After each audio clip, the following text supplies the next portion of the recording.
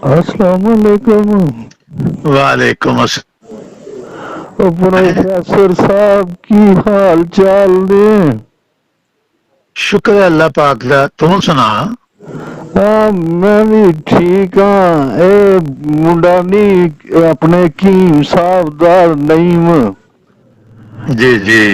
ਤੁਹਾਡੇ ਬੈਤ ਸੁਣਾਉਂਦਾ ਰਹਿੰਦਾ ਤੇ ਕਹਿੰਦਾ ਮਿਰਜ਼ਾ ਸਾਹਿਬ ਰੋਜ਼ ਦੇ 400 ਬੈਤ ਲਿਖ ਛੱਡਦੇ ਨੇ।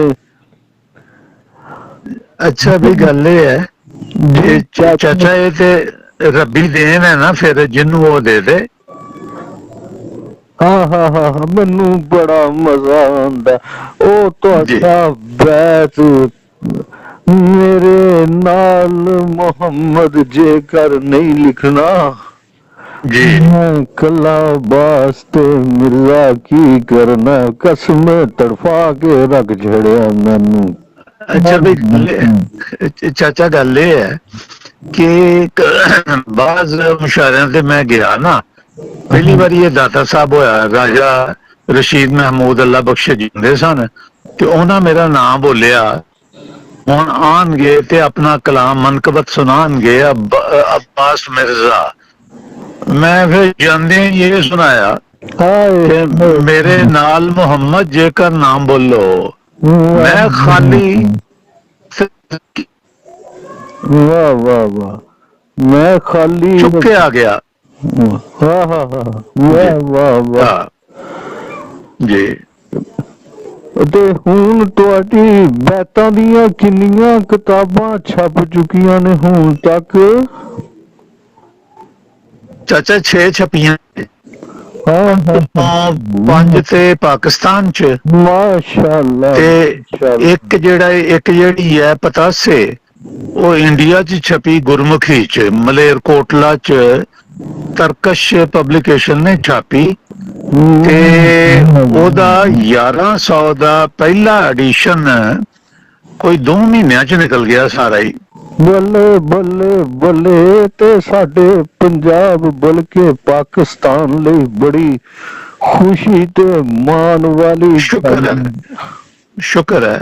मैं मलेरकोटला गया ना 2014 च, ਤੇ ਮੈਂ ਭਾਈ ਨੂਰ ਮੁਹੰਮਦ ਉੱਥੇ ਜਿਨ੍ਹਾਂ ਕੋਲ ਮੈਂ ਜਾਣਾ ਉਹ ਵੀ ਆਉਂਦੇ ਨੇ, ਪਾਕਿਸਤਾਨ 2 ਵਾਰੀ ਆਏ ਨੇ ਮੇਰੇ ਕੋਲ।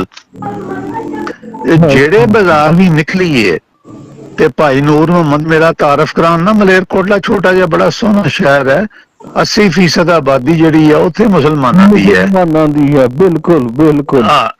ਤੇ ਜਿਹੜੇ ਬਾਜ਼ਾਰ ਚ ਵੀ ਮੈਂ ਨਿਕਲਦਾ ਰਿਹਾ, ਭਾਈ ਨੂਰ ਮੁਹੰਮਦ ਨੇ ਦੱਸਣਾ ਜੀ ਇਹ ਪਾਕਿਸਤਾਨ ਤੋਂ ਮੁਹੰਮਦ ਅब्बास ਮਿਰਜ਼ਾ ਨੇ।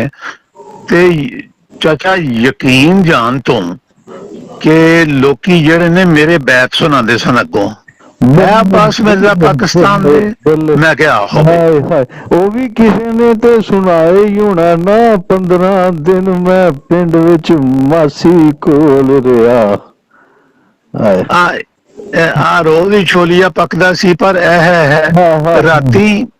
राती सी हल्का अरबाबे जौक दी दा आखिरी। हाँ ते मैं अपना कलाम किता ते एदी फरमाइश फेर होई कि ये सुनाओ। वाह वाह चाचा तुसी चाचा इधर गल वेखो ना तुसी कि 15 दिन रोज खान डे हैं छोलिया ही लगातार। वजह यह है कि भुख ते नंग ते वेखना ते है पे अवेलेबल चीज केड़ी है। जेड़ी चीज दस्तयाब है वो रोज ही पकनी है, जायका ते उथों दा मसला ही नहीं। स्वाद जेड़ा है वो ते मसला ही नहीं, मसला ते है ढिड भरना। ढिड भरे सही ते फिर जे छोलिए ना ढिड भरिया जाए ते फिर इस तो वधिया डिश जेड़ी है उन्होंने कट के विखाओ ना जरा कितों भी। वाह वाह सही आखदे हो। जिंदगी दा निचोड़ है जी, जिंदगी दा बिल्कुल जी जी। कल मैनू इन्ने नहीं ने सुनाया सी मर्सिडीज भी कोल खड़ी सी, पर ओने तांगे बह के तांगा सोना कर छड़िया। अच्छा भी चाचा ये है कि मैं किते भी शेर पढ़ जावा ना ਤੇ ਇਹ ਹੁੰਦਾ ਹੀ ਨਹੀਂ ਕਿ ਮੇਰੇ ਕੋਲ ਲੋਕੀ ਫਰਮਾਇਸ਼ ਕਰਕੇ ਇਹ ਨਾ ਸੁਣਨ। ਤੇ ਵੇਖੋ ਕਿੰਨੀ ਸਵਾਦਲੀ ਗੱਲ ਹੈ ਕਿ ਮਰਸੀਡੀਜ਼ ਤੂੰ ਆਪਣੀ ਸਾਂਭੀ ਰੱਖ, ਟਾਂਗੇ ਦੇ ਵਿੱਚ ਮੇਰਾ ਸੱਜਣ ਬੈਠਾ। ਵਾਹ ਵਾਹ ਵਾਹ ਵਾਹ ਵਾਹ ਵਾਹ ਵਾਹ। ਇੱਕ ਉਹ ਹੋਰ ਵੀ ਹੈ ਸੀ ਨਾ। ਹੈਲੋ, ਆ ਪੁੱਤ ਵੇਖ ਨੂੰ ਕੀ ਹੋ ਗਿਆ ਜੀ। ਹੈਲੋ, ਹੋਰ ਵੀ ਹੈ ਸੀ ਨਾ। ਹਾਂ, ਉਹ ਕਿਹੜਾ ਬੈਤ ਭਲਾ? ਐਵੇਂ ਇੱਕ ਅੱਧਾ ਲਫ਼ਜ਼ ਬੋਲੋ। ਸੀ ਹੱਦ ਮੁਕਾ ਦਿੱਤੀ। ਹਾਂ, ਨਾ ਸ਼ੁਕਰੀ ਦੀ ਹੱਦ ਮੁਕਾਈ ਹੈ ਅब्बास। ਗੰਨਿਆਂ ਉੱਤੇ ਬਹਿ ਕੇ ਬੋਤਲ ਪੀਂਦੀ ਨੇ। ਵਾਹ ਵਾਹ ਵਾਹ। ਇਹ ਚਾਚਾ ਇਹਦਾ ਪਸ ਮੰਜ਼ਰ ਬੜਾ ਜ਼ੋਰਦਾਰ ਹੀ। ਮੈਂ ਪੱਤੋ ਕੀ ਪ੍ਰਿੰਸੀਪਲ ਸਾਂ ਨਾ। ਹਾਂਜੀ। ਤੇ ਐਵੇਂ ਹੀ ਤੰਗ ਨਹੀਂ ਸੀ ਕਰੀਦਾ। ਸਾਹਮਣੇ ਦੀ ਬੱਸਾਂ ਲੰਘਦੀਆਂ ਸਨ, ਲਾਹੌਰ ਆਉਣ ਲਈ ਮੈਂ ਡੇਲੀ ਜਾਂਦਾ ਸਾਂ। 8.5 ਸਾਲ ਮੈਂ ਰੋਜ਼ਾਨਾ ਲਾਹੌਰੋਂ ਪੱਤੋ ਕੀ ਗਿਆ। ਤੇ ਉਹ ਸਾਹਮਣੇ ਬੱਸਾਂ ਲੰਘਦੀਆਂ ਸਨ ਤੇ ਕਿਸੇ ਮੁੰਡੇ ਨੂੰ ਹੱਥ ਕਰੀਏ ਤੇ ਉਹ ਆਪੇ ਬੱਸ ਰੋਕ ਲੈਂਦਾ। ਤੇ ਕਾਲਜ ਦੇ ਮੁੰਡਿਆਂ ਦਾ ਕੀ ਹੈ, ਉਹ ਮੈਂ ਇਹਦੀ ਬਜਾਏ ਕਰਨਾ ਇਹ ਸਾਂ ਕਿ ਪੈਦਲ ਚੱਲ ਸਵਾਰੀਆਂ ਉਤਰਨ ਤੇ ਜੇ ਜਗ੍ਹਾ ਨਾ ਵੀ ਮਿਲੇ ਤੇ ਅਗਲੇ ਸਟਾਪ ਤੱਕ ਮੈਂ ਖਲੋਤਾ ਹੋਵਾਂਗਾ, ਉੱਥੇ ਉਤਰਨਗੀਆਂ ਤੇ ਮੈਨੂੰ ਜਗ੍ਹਾ ਮਿਲ ਜੇ। ਤੇ ਵੇਖਿਆ ਮੈਂ ਇਹ ਕਿ ਇੱਕ ਮੁੰਡਾ ਆਇਆ ਬਾਲਕਾ ਜਿਹਾ, ਉਹਦੀ ਕੋ ਉਮਰ ਹੋਣੀ ਆ 10-11 ਸਾਲ। ਉਹਨੇ ਗੰਨਿਆਂ ਦੀ ਭਰੀ ਸੁੱਟ ਕੇ ਉਹ ਸਟਾਪ ਦੇ ਉੱਤੇ, ਮੈਂ ਬੱਸ ਦਾ ਇੰਤਜ਼ਾਰ ਕਰ ਰਿਹਾ ਸਾਂ ਤੇ ਨਾਲ ਗਿਆ ਤੇ ਜੂਸ ਦਾ ਇੱਕ ਪੈਕਟ ਲੈ ਕੇ ਆ ਗਿਆ ਤੇ ਉਹ ਪੀਣ ਲੱਗ ਪਿਆ। ਤੇ ਮੈਂ ਗੰਨਿਆਂ ਤੇ ਜੂਸ ਪੀਂਦਾ ਵੇਖਿਆ ਤੇ ਉਦੋਂ ਇਹ ਬੈਤ ਹੋਈ ਸੀ। ਪੀਂਦੀ ਕਰਤਾ ਨਾ ਮੁੰਡੇ ਦੀ, ਜੇ ਪੀਂਦੀ ਤਾਂ ਕਿ ਸ਼ਰੀਅਤ ਵਿੱਚ ਵੱਧ ਜਾਏ। ਇਹ ਬੈਤ ਉਦੋਂ ਹੋਇਆ। ਮੈਂ ਕਿਹਾ ਮੈਨੂੰ ਸਵਾਦ ਹੀ ਬੜਾ ਦਿੱਤਾ ਪ੍ਰੋਫੈਸਰ ਸਾਹਿਬ। ਮੈਂ ਹੁਣ ਬਹੁਤਾ ਬੋਲ ਵੀ ਨਹੀਂ ਸਕਦਾ ਉਮਰ ਦੇ ਇਸ ਹਿੱਸੇ ਚ।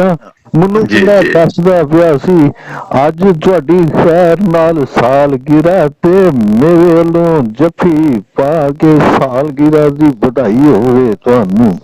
ਬਹੁਤ ਬਹੁਤ ਸ਼ੁਕਰੀਆ ਜੀ। ਅੱਲਾਹ ਪਾਕ ਵੱਡੀ ਉਮਰ ਵਾਲਾ ਤੇ ਵੱਡੀ ਕਿਸਮਤ ਵਾਲਾ ਕਰੇ ਤੇ ਬਾਲ ਬੱਚੇ ਨੂੰ ਖੁਸ਼ ਰੱਖੇ। ਬਸ ਫਿਰ ਸਹੀ ਇਨਸ਼ਾਅੱਲਾ। ਤੇ ਤੁਸੀਂ ਹੁਣ ਕਿਤੇ ਸ਼ੱਕਰਗੜ੍ਹ ਆਓ ਤੇ ਮੈਨੂੰ ਲੈ ਕੇ ਮੇਰੇ ਕੋਲ ਜ਼ਰੂਰ ਆਣਾ ਜੇ। ਬਿਲਕੁਲ ਪੱਕੀ ਗੱਲ ਹੈ। ਪੀਵਾਂਗੇ ਤੇ ਗੱਪਾਂ ਵੀ ਮਾਰਾਂਗੇ ਤੇ ਬੈਤ ਤੁਹਾਡੇ ਮੂੰਹੋਂ ਤੁਹਾਨੂੰ ਸਾਹਮਣੇ ਬਿਠਾ ਕੇ ਤੇ ਫੇਰ ਸੁਣਨੇ ਜੇ। ਨਹੀਂ ਇਹ ਗੱਲ ਕਰ ਪਏ ਸਾਗ ਖਵਾਏਗਾ ਗੰਦਲਾਂ ਦਾ। ਮੈਂ ਕਿਹਾ ਜੀ ਹਾਏ ਹਾਏ ਹਾਏ ਨਾਲ ਗਾਣਾ ਵੀ ਸੁਣਾਵਾਂਗਾ ਗੰਦਲਾਂ ਮੁਟਿਆਰੇ ਨੀ। ਪੱਕਾ ਹੋ ਗਿਆ ਜੀ। ਵਾਹ ਵਾਹ ਵਾਹ। ਤੇ ਫਿਰ ਮਿਲਦੇ ਆ ਹੁਣ ਜਦੋਂ ਵੀ ਤੁਸੀਂ। ਬਹੁਤ ਸ਼ੁਕਰੀਆ ਜੀ। ਠੀਕ ਹੈ, ਬਹੁਤ ਸ਼ੁਕਰੀਆ।